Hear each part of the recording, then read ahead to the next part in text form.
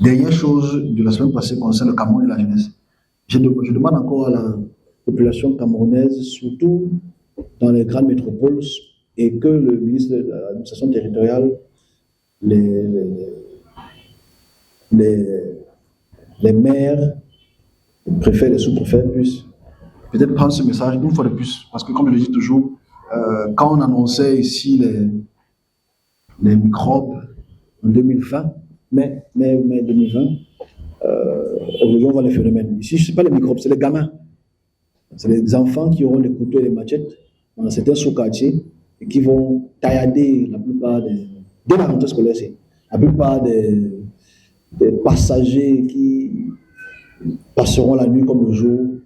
Donc, il faudrait que les services de sécurité et tous les chefs de quartier puissent être en alerte à recenser ces enfants qui vont rester dans les rues, qui ne vont peut-être pas à l'école, peut-être aussi systémiquement fouiller les maisons, enlever les couteaux, etc., les machettes, parce qu'ils auront les machettes qui vont taillader beaucoup de grandes personnes. Faites attention, donc, soyez très très prudents. Cette période va être sanglante. Malheureusement, elle va passer à la télé, il y aura tué les victimes. Mais je pense que le pouvoir en place pourrait, dans certains quartiers, systémiquement mettre des vigilances. Mais c'est la période électorale, ça va être très compliqué. Donc, vous qui écoutez ça ici, ceux qui rentrent souvent tard la nuit, soyez assez prudents. Ne vous arrêtez pas quand il y a un regroupement d'enfants de 9 à 15 ans, ne vous arrêtez pas à passer.